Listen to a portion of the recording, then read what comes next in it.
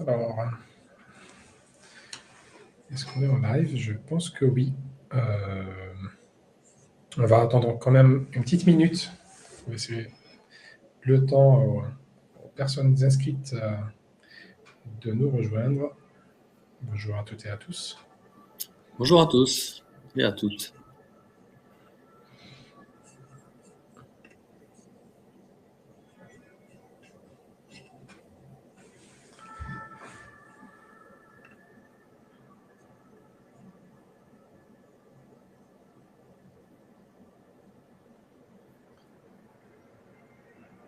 Encore une dizaine de secondes et on démarrera ce webinaire.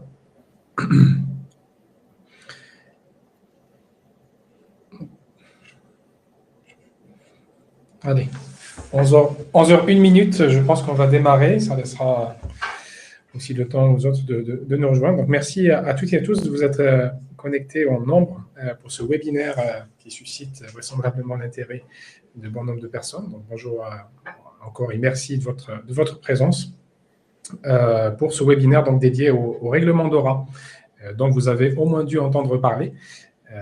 Nous aborderons donc en particulier lors de cette session le contenu et attentes derrière les récentes publications des normes techniques réglementaires communément appelées RTS, l'acronyme RTS, et des normes techniques d'implémentation qui permettent désormais aux organisations soumises à DORA d'y voir plus clair sur les implications opérationnelles de la mise en conformité à ce règlement. Donc, avant d'aller plus loin, j'aimerais me présenter en 2 mots déjà. Je suis Nadir Djedid, je suis le directeur du domaine conformité cyber au sein de ForMind. J'ai 15 ans d'expérience dans le domaine de la cybersécurité, de la sécurité de l'information, et qui était partagé entre les années de doctorat et d'enseignement supérieur et le conseil. Et je co-animerai ce webinaire avec Xavier Wang, qui est le manager de l'offre conformité bancaire, que je laisse se présenter à son tour. Oui, donc bonjour à tous, Xavier Wang, donc consultant ForMind, manager de l'offre conformité bancaire, comme l'a dit Nadir, et puis particulièrement, j'ai dans mon périmètre donc le règlement DORA. Et auparavant, j'ai travaillé dans le milieu bancaire pendant plus de 15 ans, avec une expérience marquée en audit interne, inspection générale. Parfait. Donc, pour dérouler cette présentation, nous souhaitions vous proposer donc le plan qui va s'afficher devant vous. Après une brève introduction, nous allons rappeler très succinctement les objectifs et les enjeux derrière le règlement DORA pour le secteur financier, mais pas que, on verra par la suite. Et puis, nous décrypterons surtout les RTS et ITS par palier, ce qui constituera donc le cœur de ce webinaire. Enfin, nous allons nous consacrer un petit moment pour répondre à vos questions auxquelles on répondra à la fin de la présentation. J'en profite aussi pour vous indiquer que vous avez la possibilité de participer à notre baromètre sur la conformité à DORA. Vous avez 2 possibilités de le faire. Il y a un fichier qui est accessible, un fichier PDF qui est accessible en bas à droite quand vous cliquez sur le petit bouton qui va vous permettre de télécharger un PDF qui contient donc un lien vers le webinaire. Mais vous aurez aussi la possibilité d'y accéder de manière directe à travers un lien qui va vous être partagé dans le chat. Dans le chat. Donc, vous allez recevoir un lien direct. Donc, l'objectif de ce baromètre est d'évaluer de manière macroscopique votre conformité vis-à-vis de DORA, identifier d'ores et déjà les chantiers sur lesquels vous devriez se concentrer ou prioriser vos efforts. Ce n'est pas une analyse de maturité complète, comme l'entend toute démarche de mise en conformité, mais ça donne quand même une première idée sur l'existence ou non des grandes briques, des grands sujets, des grandes thématiques attendues par ce règlement. Donc, pour poursuivre dans cette introduction, je voulais dire quelques mots sur ForMind. C'est le cabinet auquel nous appartenons, donc, qui est un pure player en cybersécurité, quasiment 15 ans d'existence. 15 ans d'existence avec une croissance accélérée d'année en année. Aujourd'hui, d'ici fin 2024, l'objectif étant d'atteindre les 350 collaborateurs avec un chiffre d'affaires qui, 2023, qui était de 32 millions d'euros. C'est un cabinet donc français, indépendant, qui est animé par 3 grands on va dire, 3 grandes valeurs, l'engagement, la bienveillance et l'excellence. Nous avons aussi une couverture nationale au niveau de la France quasiment complète, avec des présences évidemment à Paris, mais aussi à Lyon, Bordeaux, Toulouse, Rennes et Nantes. Nous sommes également présents à Madrid, à Casablanca et Montréal. Et puis, concernant nos certifications et les reconnaissances de nos pairs, nous sommes qualifiés PASI sur les 5 portées. Nous faisons partie des membres des groupes d'intérêt, hein, comme le pôle d'excellence cyber, les experts cyber, le campus cyber, Exatrust. Et nous avons aussi le privilège d'être qualifié Calliope, hein, sur le volet formation, en plus d'être certifié ISO 27001 sur l'ensemble de nos offres GRC. Donc, j'entends par là gouvernance, risque et conformité. Donc, voilà pour la petite, on va dire, carte d'identité de ForMind. Je souhaitais aussi vous présenter très rapidement le contenu global de nos offres, hein, sur la slide qui va suivre. Globalement, ce qu'il faut retenir, c'est que nous sommes organisés en 2 grandes BU principales, hein. Il y a une BU qui comprend toutes les offres que vous voyez à droite de l'anneau qui s'affiche sur votre écran.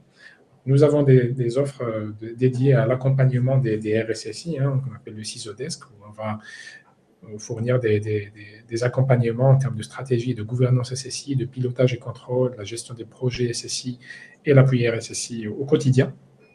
Nous avons aussi une offre dédiée à la gestion des risques, une offre dédiée à la résilience et à la gestion des risques, de crise cyber, pardon. Et puis enfin, le domaine conformité dont je suis le responsable et qui comprend 5 offres distinctes. Une offre dédiée au data privacy, donc la protection des données personnelles et le RGPD comme principal référentiel, mais pas que. On traite aussi de l'IA Act, des sujets hyper d'actualité, très d'actualité.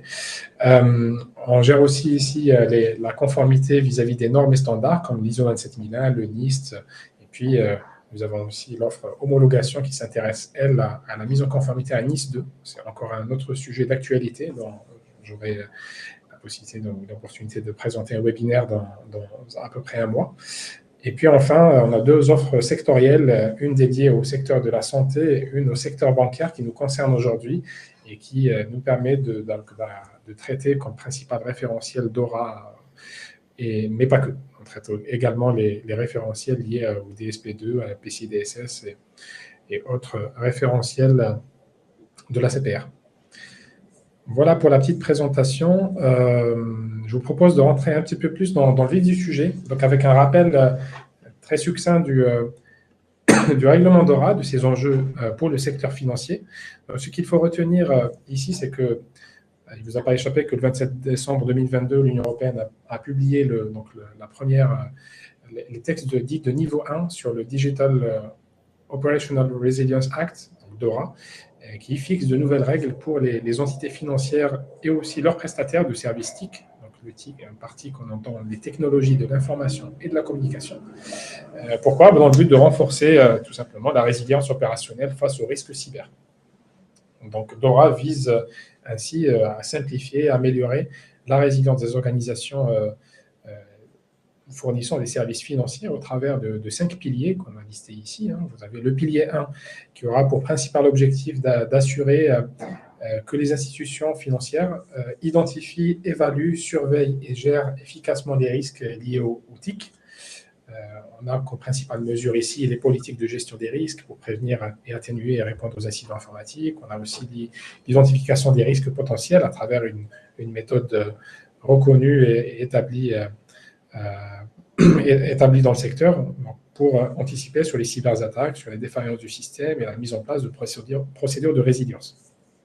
Donc ça, c'est le petit résumé du pilier 1. Concernant le pilier 2, il s'intéresse notamment qui s'intéresse à la gestion et classification et notification des incidents. Ici, l'objectif étant de mettre en place un cadre on va dire homogène et uniforme pour signaler les incidents significatifs ou graves liés au TIC, aux autorités compétentes.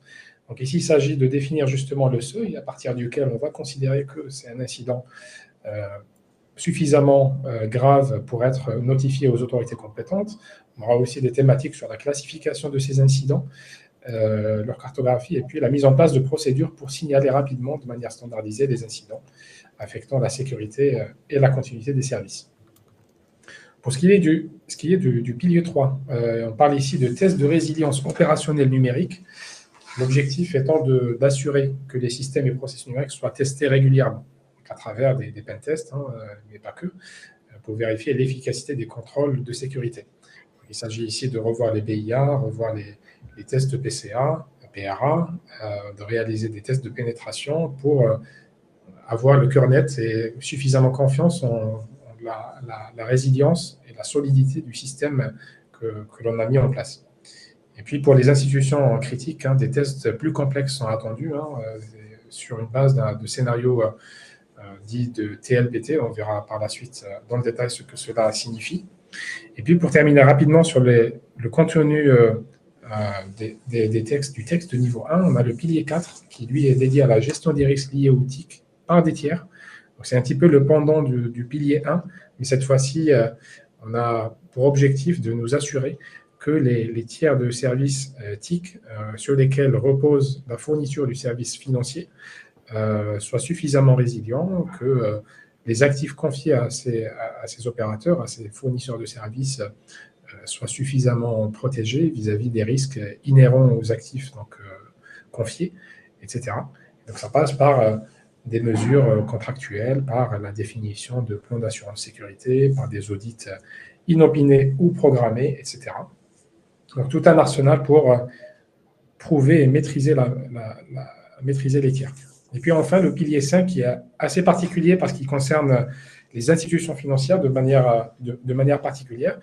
Et on entend ici par le partage d'informations et renseignements le fait d'encourager à partager les informations sur les cybermenaces et les vulnérabilités. Ça permet aussi, c'est une forme de veille technico-fonctionnelle qui permet et surtout technique, qui permet donc aux institutions financières d'anticiper mieux ces cybermenaces, de traiter les vulnérabilités avant même qu'elles ne soient exploitées par des parties prenantes.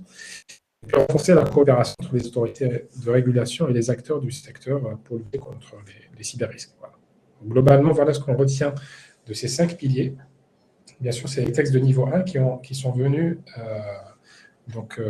qui ont été publiés en décembre 2022 et auxquels des RTS et ITS ont été publiés pour, on va dire, détailler le contenu ou les attentes derrière chaque pilier. Juste, Xavier, si ça te va, on passe sur la slide qui suit pour rappeler rapidement le calendrier des publications. Donc, 17 janvier 2023, c'est ici que c'est à partir de cette date que le règlement DORA est entré en vigueur de manière officielle, ainsi que sa directive. En 2024, nous avons connu la publication des textes dits de niveau 2, donc les fameux RTS et ITS. Pour rappel, les RTS, c'est les normes techniques réglementaires, et les ITS, c'est les normes techniques d'implémentation. Donc, leur objectif est d'expliquer concrètement, de manière beaucoup plus opérationnelle et détaillée, qu'est-ce qui est attendu derrière chaque exigence de DORA.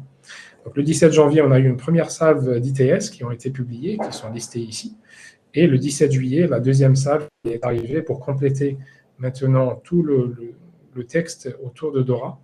Et il reste maintenant aux entreprises, aux organisations concernées, de se conformer à ce règlement avec un délai de mise en conformité qui est fixé au 17 janvier 2025. C'est-à-dire sanctionnant à partir du 17 janvier 2025, vous pourriez être audité par le régulateur, par vos clients aussi, en votre qualité de fournisseur de services TIC auprès d'organismes financiers. Donc, une banque pourrait demander à ses prestataires à qui elle confie une partie de ses traitements pour les services financiers à un prestataire. Donc, elle peut lui demander des comptes sur sa mise en conformité à date.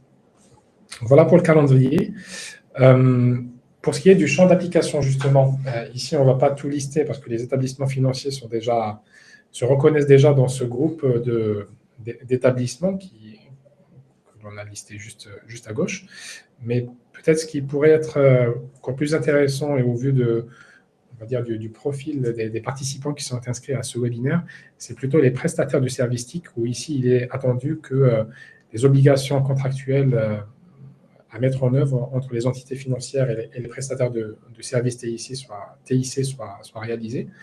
Et ça passe par la définition des dispositifs contractuels pour l'exhaustivité des prestataires de services TIC. On n'est plus que sur les prestataires de critiques, on va dire, ou ce qu'on appelle les PS2E communément, les prestataires essentiels. On est sur un spectre beaucoup plus large. Donc, tout fournisseur de services TIC auprès des banques, et pour peu que ce service intervienne de manière directe ou indirecte dans la fourniture d'un service financier, est concerné par le règlement DORA. Il s'agit aussi de mettre en place des dispositions contractuelles complémentaires pour tous les prestataires de services TIC qui soutiennent des fonctions critiques ou importantes. Donc, en effet, tous les fournisseurs de services TIC ne sont pas mis à la même, ne sont pas logés à la même enseigne. Ils sont plus ou moins critiques par rapport aux services fournis.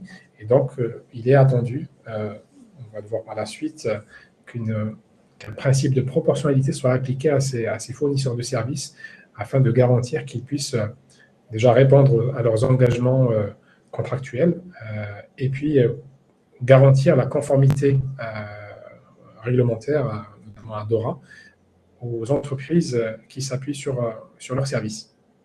Et puis enfin, les prestataires de services TIC critiques désignés ou pouvant faire l'objet de contrôle par le régulateur. Ici, on a des acteurs assez incontournables. On peut imaginer de manière assez intuitive que le trio Azure, AWS et GCP sont forcément considérés comme des fournisseurs critiques de par la dépendance des organisations de services. Et donc, ce type de fournisseur de services TIC est forcément, on va dire, engagé ou obligé de se mettre en conformité et est soumis au contrôle par le régulateur. Nous avons quelques exclusions aussi que nous avons listées juste en bas, mais voilà, on ne va pas s'attarder là-dessus pour nous laisser le temps d'aborder le cœur de ce meeting, le cœur de ce webinaire plutôt. Mais dans tous les cas, si vous souhaitez recevoir bien sûr la présentation, n'hésitez pas à compléter vos coordonnées pour qu'on puisse vous les transmettre à la suite de ce webinaire. Donc, principe de proportionnalité, justement, j'en parlais juste avant. Ce qu'il faut retenir, c'est que DORA ne s'applique pas de la même façon à toutes les organisations, et heureusement. Donc, un niveau de détail et un niveau d'exigence, on va dire, adapté à la criticité, à la complexité des organisations est appliqué. Donc, ici, ce principe de proportionnalité veut simplement dire que on va être un peu plus tolérant au niveau du risque lié au TIC pour certaines organisations, si on juge que le risque reste relativement faible. On a aussi un critère sur l'appétit pour les risques de l'entité financière et les objectifs en matière de sécurité de l'information. Donc ici, le principe de proportionnalité est réalisé en fonction du cadre de gestion du risque lié au TIC et à travers les trois éléments que je viens d'évoquer qui sont indiqués juste en bas de cette slide. Voilà. Pour ce qui est de la suite de la présentation, donc on va entrer dans le cœur de ce webinaire qui se voulait, on va dire, concentrer sur le décryptage des RTS et ITS par pilier. Et pour cela, je laisserai la main à mon collègue Xavier pour la suite de la présentation. Oui, merci Nadir. Donc, je vais enchaîner sur la troisième partie de ce webinaire, donc décryptage des RTS et ITS. Donc, ce qu'on va faire dans ce cadre-là, donc, c'est de résumer chaque pilier. Donc, même si Nadir l'a déjà un peu fait, on va se pencher sur le résumé de chaque pilier, les livrables attendus et les RTS associés. Et ensuite, on verra en détail ces fameux RTS. Donc, pour le pilier 1, gestion du risque lié au TIC, donc je ne reviens pas sur les objectifs, mais plutôt faire un petit résumé de ce pilier. Il faut avoir en tête que voilà, les établissements financiers doivent vraiment avoir un cadre de gouvernance et de contrôle interne qui va permettre d'assurer la maîtrise des risques liés au TIC. Donc, ce cadre de gouvernance, ça veut dire quoi? Être en mesure d'identifier les différentes menaces, les différents risques, déployer une stratégie de résilience opérationnelle pour répondre à ces menaces et mettre en place des objectifs et des mesures de sécurité qui seront adaptés. Et avoir la possibilité de superviser ces risques, et notamment par la mise en place du contrôle interne, en suivant les bonnes pratiques en la matière, et notamment les 3 lignes de défense. L'organe de direction, lui, il doit valider et superviser la gestion du risque informatique. Ça veut dire quoi? Ça veut dire qu'il va devoir approuver l'ensemble des politiques et des stratégies structurantes en la matière.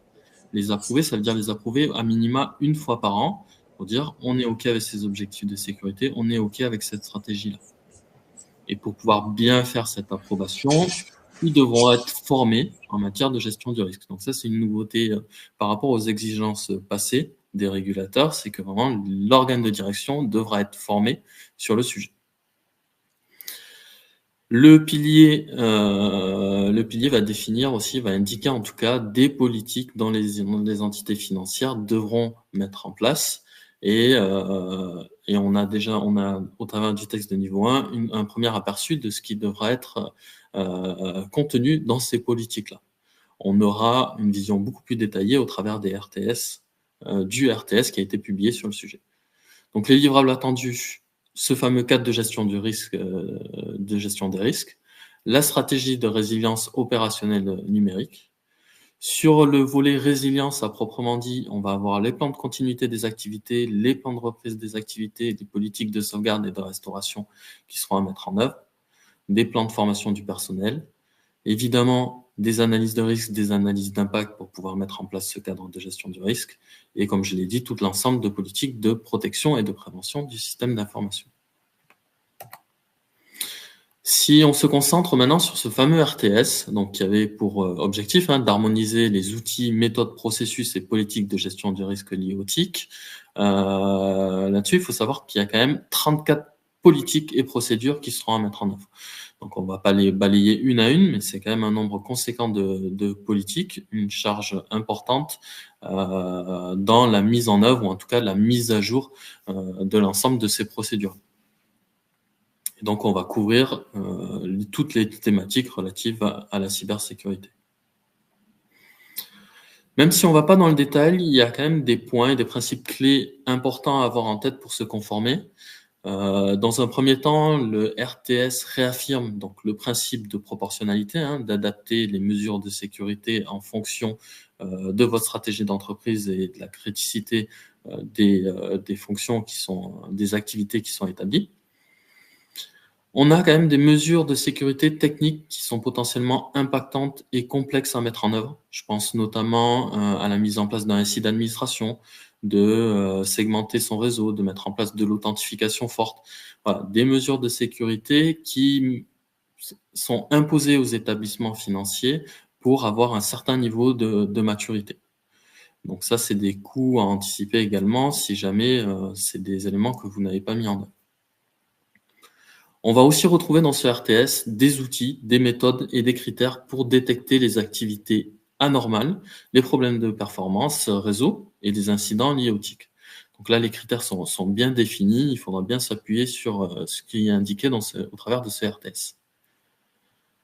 En matière de plan de réponse et rétablissement des TIC, il faut bien avoir en tête qu'il y a 9 scénarios qui ont été imposés dans le cadre de ces RTS et qui sera à inclure dans ces fameux plans de réponse et rétablissement.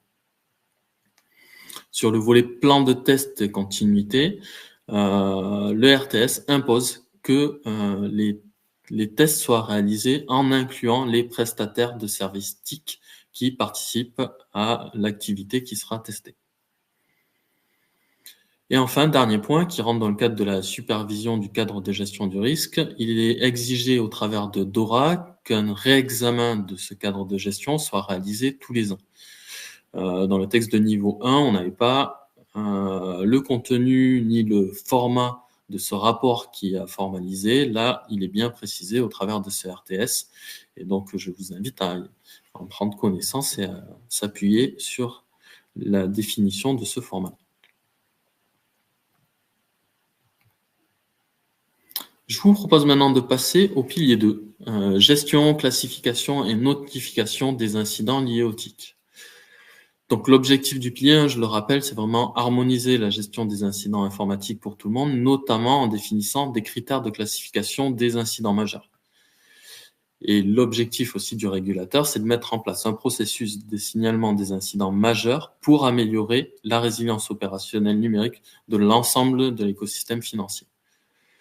Donc pour ça, les entités financières doivent disposer d'un processus de gestion des incidents qui vont permettre de les détecter, de les gérer, de les traiter et de réaliser la communication afférente et de notifier aux différentes parties prenantes si besoin.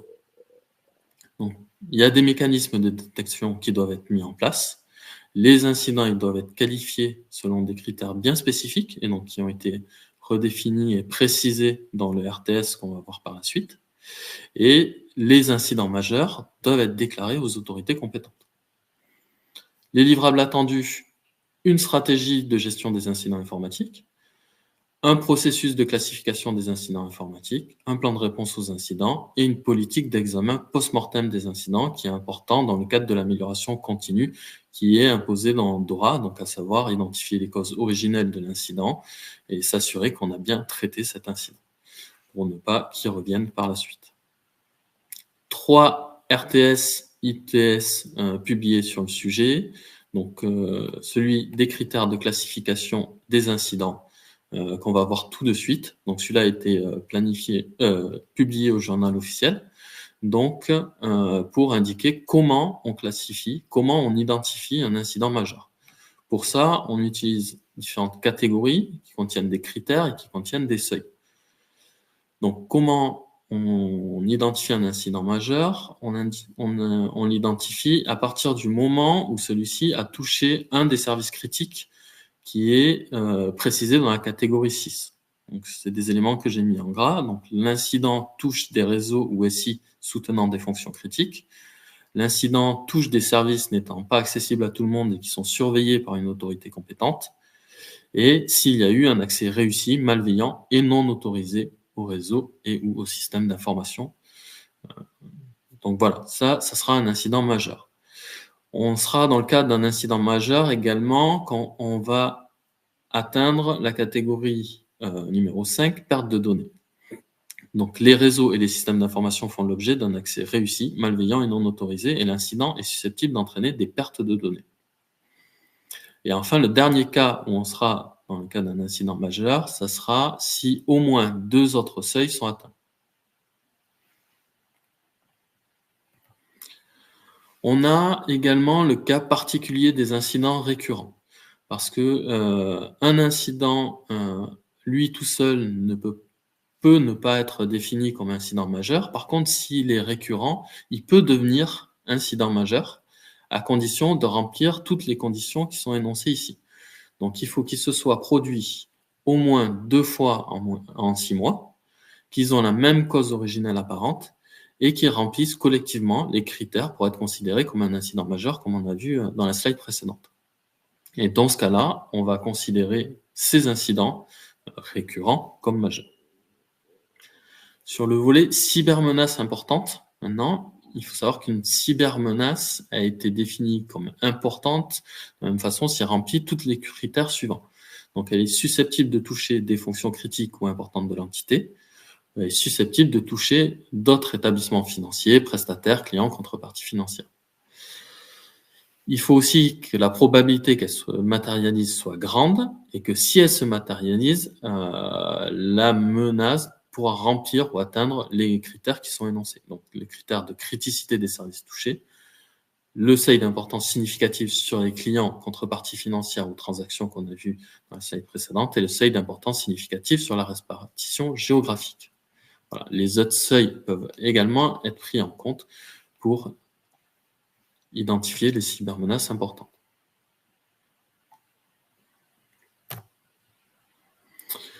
Sur le deuxième RTS, lui, va préciser le contenu des notifications et des rapports des incidents majeurs qui seront à transmettre aux autorités compétentes. Donc, il faut savoir que les incidents majeurs, ils doivent être déclarés en 3 étapes. La première, une notification initiale, dans un délai de 4 heures à partir du moment où l'incident est classifié comme majeur, et au plus tard 24 heures après la détection de l'incident. Ensuite, on a un rapport intermédiaire à transmettre, dans un délai de 72 heures suivant la notification initiale, et un rapport final, le mois suivant la soumission du rapport intermédiaire le plus récent.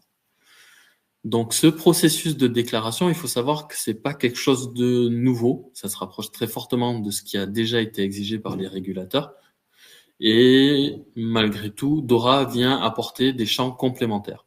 Donc, comme les nouveaux critères de classification, évidemment, de qualification, et les incidents récurrents et l'activation du PCA, par exemple. Voilà. Il y a des modèles qui ont été publiés par le régulateur pour réaliser ces différentes déclarations, donc notification initiale, rapport intermédiaire et rapport final. Pour les notifications des cybermenaces, il faut savoir que les cybermenaces, ça peuvent être déclarées uniquement à titre volontaire. Par contre, pour les cybermenaces importantes, là-dessus, les entités financières, elles devront, donc vous devrez déclarer, informer ces cybermenaces auprès de vos clients susceptibles d'être affectés et de leur préciser quelles sont les mesures de protection qu'ils pourraient mettre en œuvre dans ce cadre.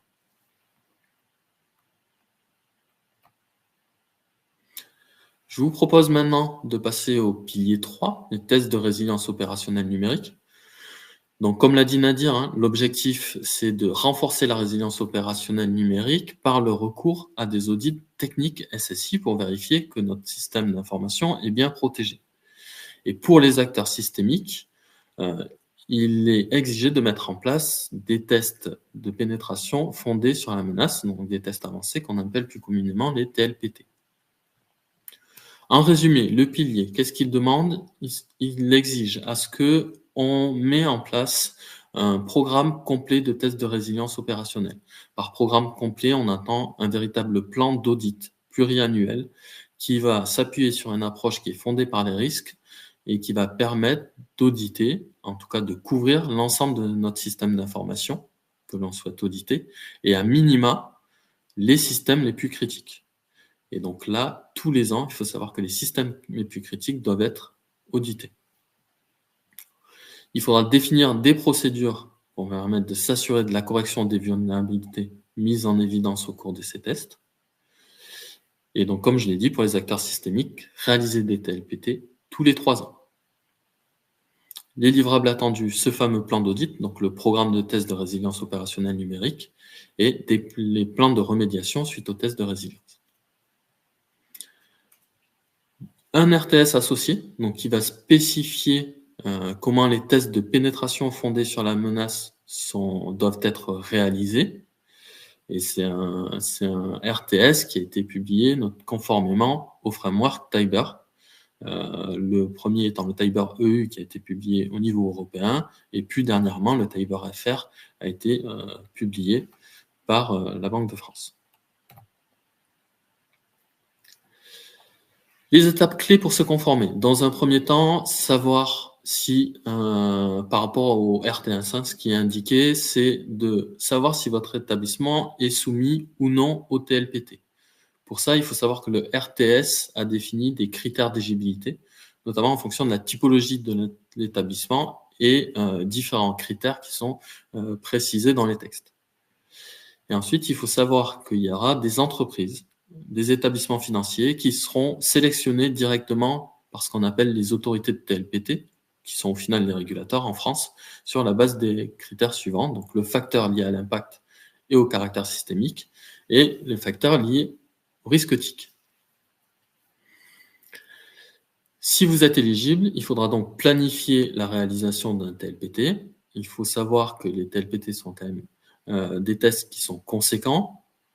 Ils durent entre 6 à 9 mois et ils doivent être réalisés tous les 3 ans. Donc, avec une récurrence relativement rapide compte tenu de la durée du test et de la complexité du test à mettre en œuvre.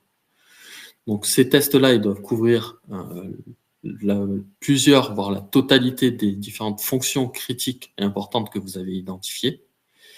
Et il faut que lorsqu'il y a des prestataires qui interviennent dans le périmètre du test, soient inclus dans ces tests. Et donc pour cela, il faut mettre en place les mesures et les garanties nécessaires pour assurer leur participation à ces tests. Et donc là, on le verra dans les piliers suivants, mais en fait, on parle vraiment de clauses contractuelles à mettre en œuvre pour assurer la participation des prestataires à ces tests-là. Dans les grandes lignes, donc comme je l'ai dit, le RTS il a été produit conformément au cadre Tiber EU. On va avoir de manière très classique les 5 phases habituelles sur ce type de test. La phase de préparatoire, la phase de test numéro 1 qui est liée au renseignement sur la menace, une phase de test en red team, une phase de clôture et une phase de remédiation. Bon. On va pas aller plus dans le détail sur ce sujet-là. Il y a un webinar qui est prévu par la Banque de France et l'ANSSI le 17 octobre et je vous invite à participer à ce webinaire si vous souhaitez plus d'informations ou à revenir vers nous, bien sûr, si jamais ça ne serait pas suffisant. On sera tout à fait à même de vous présenter plus en détail les différents tests qui sont à réaliser dans ce cadre-là. Le pilier 4, la gestion des prestataires tiers de services liés au TIC. Donc là, l'objectif de ce pilier, c'est bien d'assurer la maîtrise des risques des prestataires tiers de services TIC et surtout de l'ensemble de la chaîne de sous-traitance. Et c'est un point important et impactant en termes de maîtrise des risques et de charges opérationnelles qu'il y a derrière. Donc là, on va définir les principes fondamentaux de la gestion des risques des prestataires TIC, définir l'ensemble des clauses à mettre en œuvre dans les contrats, donc comme l'a dit Nadia, à la fois sur l'ensemble des prestataires TIC, des clauses complémentaires sur les prestataires TIC soutenant des fonctions critiques, et s'assurer qu'il y ait bien des clauses aussi, on le verra au travers du RTS, entre les prestataires TIC et ses sous-traitants. Il faut également donner la possibilité aux autorités compétentes d'auditer les prestataires des services systémiques tels que Google et Amazon. Donc ça, c'est un objectif du régulateur donc qui se traduit au travers des tests. Donc ils pourront aller auditer directement ce type de prestataire, chose pour laquelle habituellement les établissements financiers se voient un refus d'auditer malgré des clauses d'audit qui sont inscrites.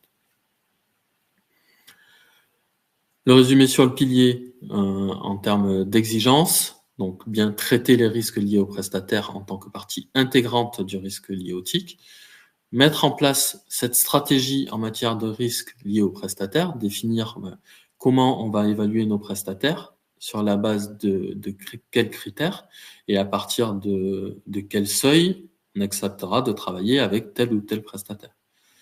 Donc pour cela, ça nécessite de réaliser des évaluations à la fois pré-contractuelles et contractuelles. Et donc, je l'ai précisé, bien intégrer dans les contrats les différentes clauses pour assurer la maîtrise des risques.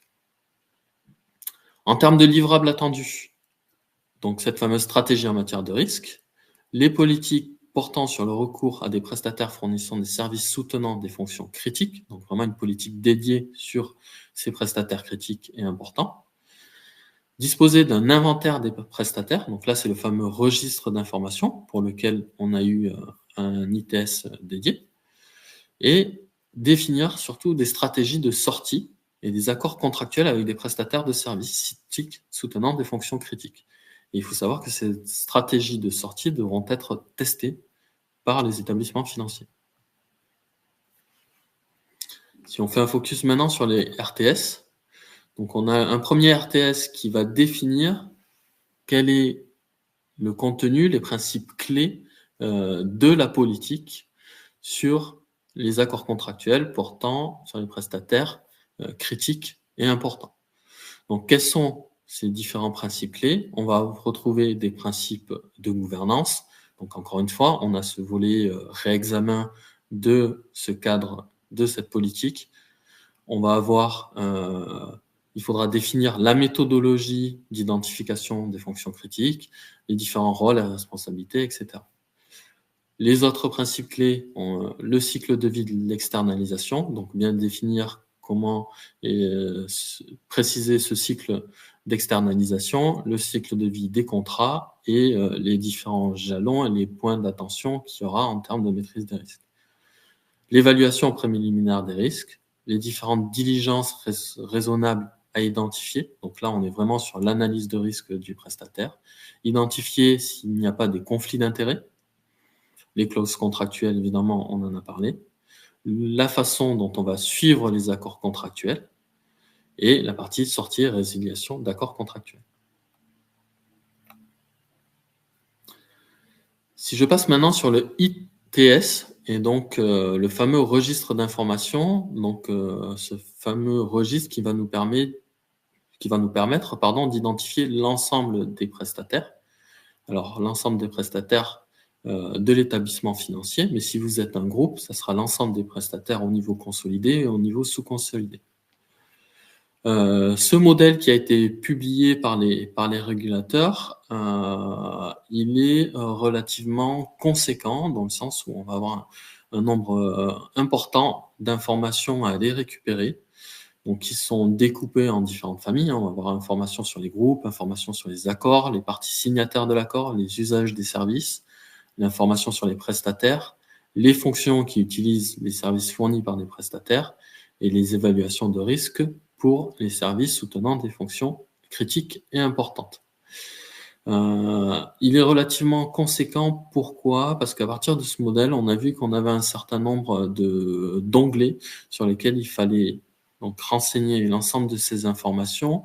Il n'est pas forcément lisible d'un point de vue opérationnel et notamment en matière de gestion des risques, dans le sens où ce fichier a été créé comme une base de données. Et derrière, je pense qu'il faudra du coup s'appuyer sur ce fichier-là pour avoir une restitution différente pour assurer les risques en matière de prestataires.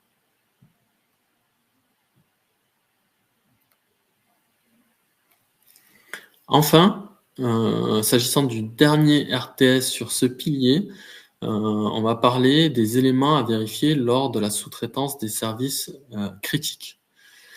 Les éléments qui sont à vérifier, donc dans un premier temps, il faudra prendre en compte l'évaluation du risque des sous-traitants dans la décision d'externalisation, à l'appui notamment de 11 critères.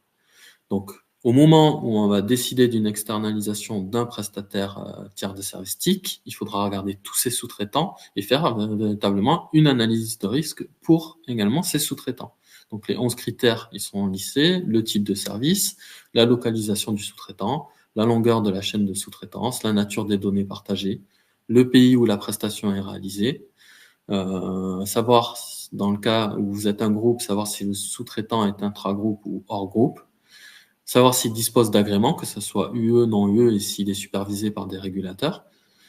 Le niveau de concentration, donc là, en faisant le parallèle avec le risque de concentration, est-ce que le sous-traitant réalise un grand nombre d'activités critiques pour vous? La substituabilité, il faut savoir si les activités qui sont réalisées par ce sous-traitant peuvent être réalisées par un autre sous-traitant, ou est-ce qu'il est tout seul sur le marché? Une analyse de risque encore à faire sur le sujet, et les impacts estimés sur la continuité d'activité en cas de défaillance. Donc voilà pour les critères à évaluer. Et en plus de ça, il y a le volet contractuel qui est important à mettre en œuvre, et on a des exigences à intégrer dans les contrats avec vos prestataires critiques ou importants. Donc là, j'ai mis une présentation de ceux qui me semblaient les plus pertinents. La liste n'est pas exhaustive. Il faudra se rapprocher donc plus précisément du RTS pour indiquer l'ensemble de ces exigences. À titre d'exemple, le fournisseur de services, il doit suivre en continu les sous-traitants et assurer que les obligations contractuelles sont bien respectées. Faire en sorte qu'il indique le lieu de stockage et d'utilisation des données au sein de son contrat. Le fournisseur de services devra spécifier les modalités de reporting des contrats définis par les sous-traitants. Il devra assurer que son contrat avec le sous-traitant intègre bien des exigences sur la continuité des services et le PCA, et aussi toutes les exigences de sécurité définies dans les contrats d'externalisation, accorder les mêmes droits d'accès et d'audit aux superviseurs. Donc on voit que là, les exigences sur le prestataire critique vraiment découlent ensuite, par la suite, sur l'ensemble de la chaîne de sous-traitance.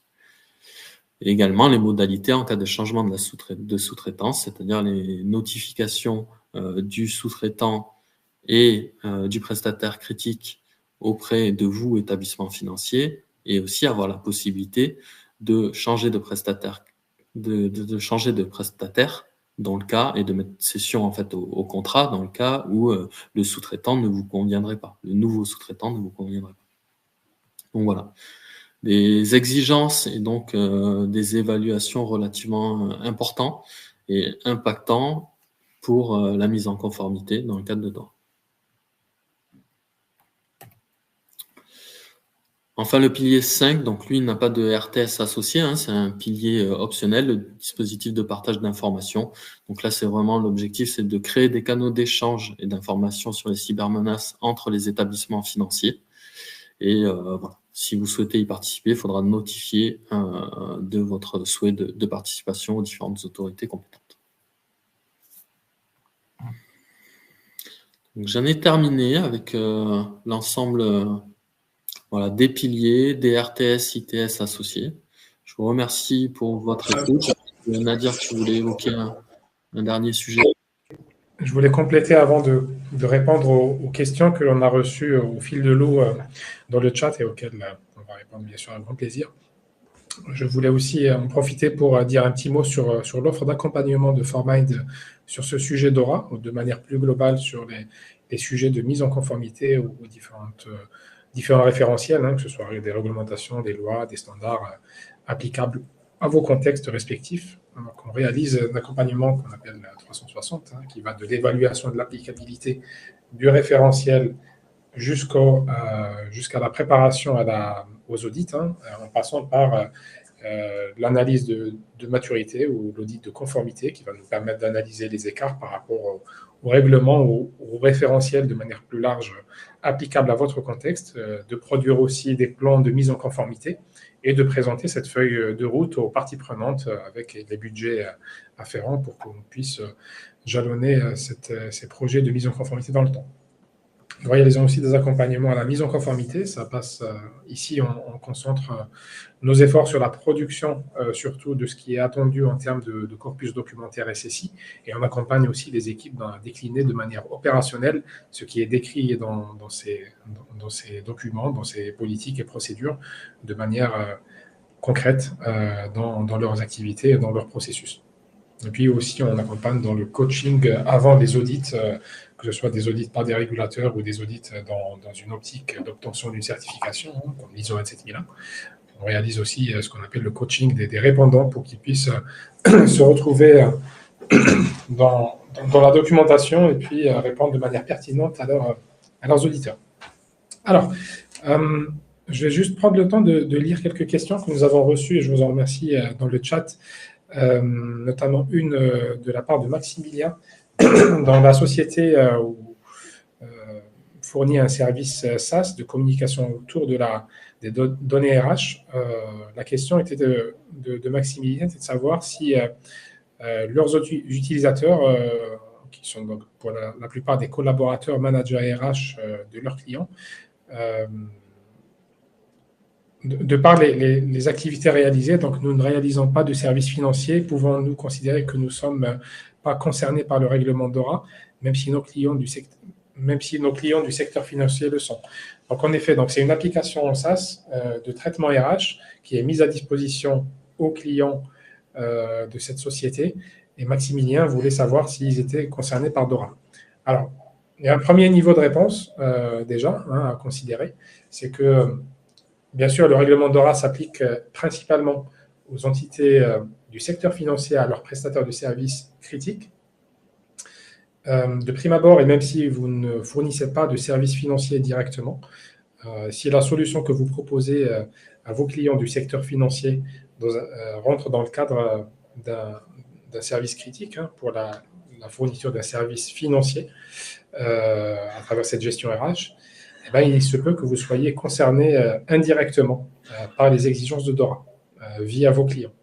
Alors, ça ne veut pas dire que le régulateur va vous considérer comme étant concerné ou par le règlement DORA. Vous ne serez pas soumis directement au règlement, mais vos clients pourraient l'être et ils pourraient vous demander d'adapter ou d'adopter certaines mesures pour vous conformer à leurs propres obligations réglementaires.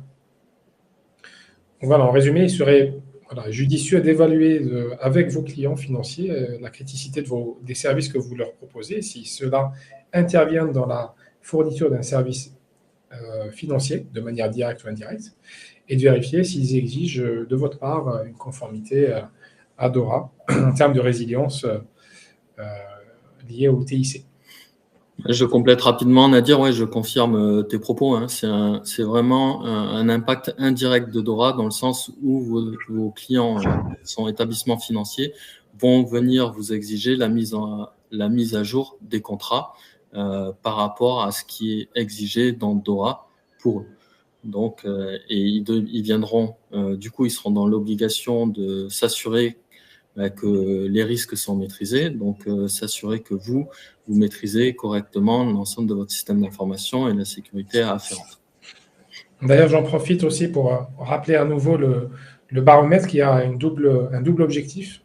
Vous allez voir que dans le questionnaire, on commence par une évaluation de l'applicabilité de DORA à votre contexte. Donc, en répondant, en cochant certaines cases, vous devriez avoir la réponse sur l'applicabilité ou non de DORA à votre organisation. Et ensuite, lorsque DORA s'applique, la suite du questionnaire concerne cette évaluation macroscopique de votre niveau de maturité vis-à-vis de DORA.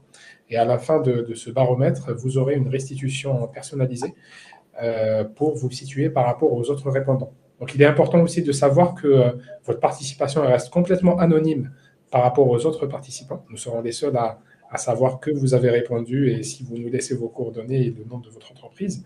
Et donc, c'est pour garantir, bien sûr, évidemment, la confidentialité des échanges et de votre niveau de maturité par rapport à vos pairs, et puis vous faire cette restitution personnalisée, si vous le souhaitez, qui nous permettrait peut-être d'aller un peu plus loin et creuser votre mise en conformité à DORA. J'avais d'autres questions, notamment de Clément, qui s'interrogeait sur la différence entre cybermenace et l'incident de sécurité. Alors, il s'agit ici de l'occurrence ou non de l'événement.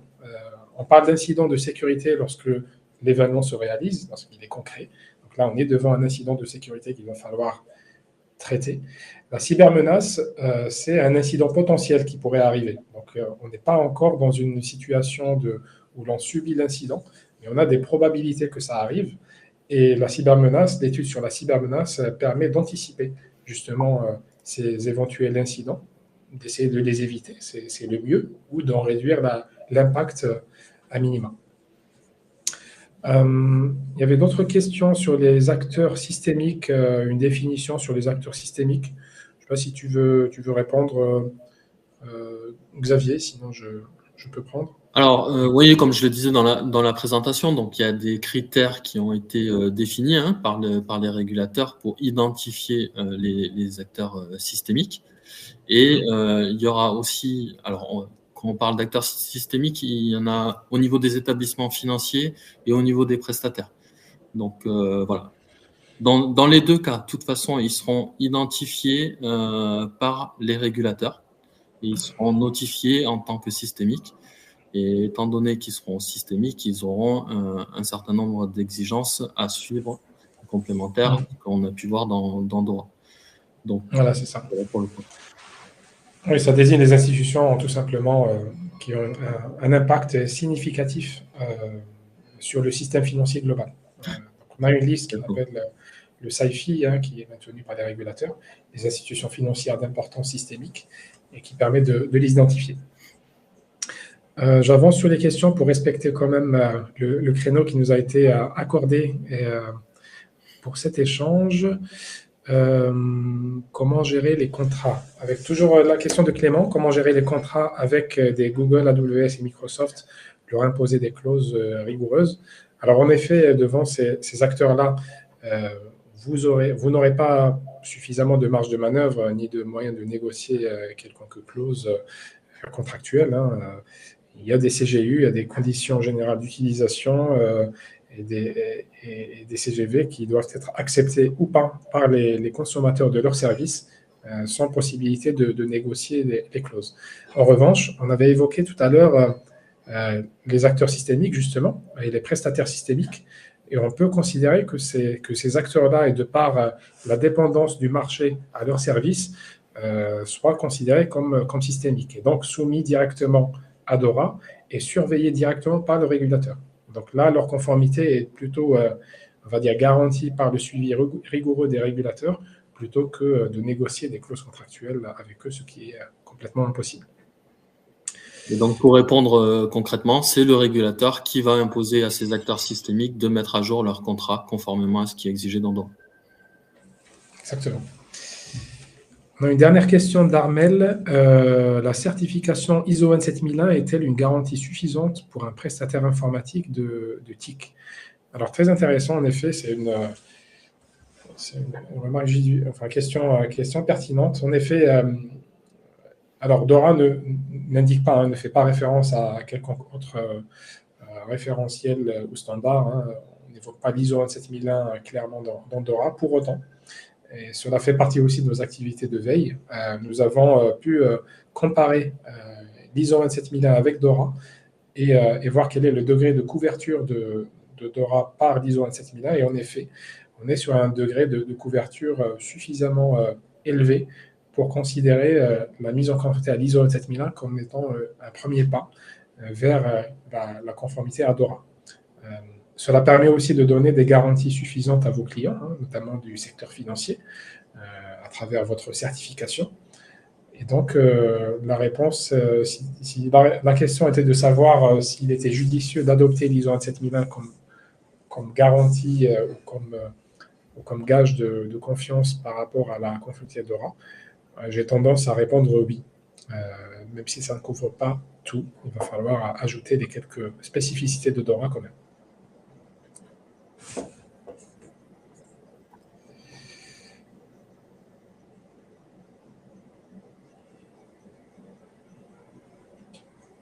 Alors, je pense que c'était la dernière question. Je n'en vois pas d'autres qui s'affichent. Donc, je vois qu'il est 11h57. Le temps pour moi de vous remercier de votre participation à ce webinaire. J'espère que cela a répondu à vos attentes. Mais en tout cas, n'hésitez pas à nous contacter par mail ou à travers le CTA, donc le Call to Action, qui va vous permettre de renseigner vos informations pour qu'on puisse vous transmettre le support et puis éventuellement vous rencontrer à la suite de votre participation au webinaire de manière anonymisée, encore une fois, qui va vous permettre de savoir si vous êtes concerné ou pas et à quel degré de maturité vous vous situez aujourd'hui. Merci à tous. Au plaisir de faire votre rencontre et puis une excellente journée à toutes et à tous.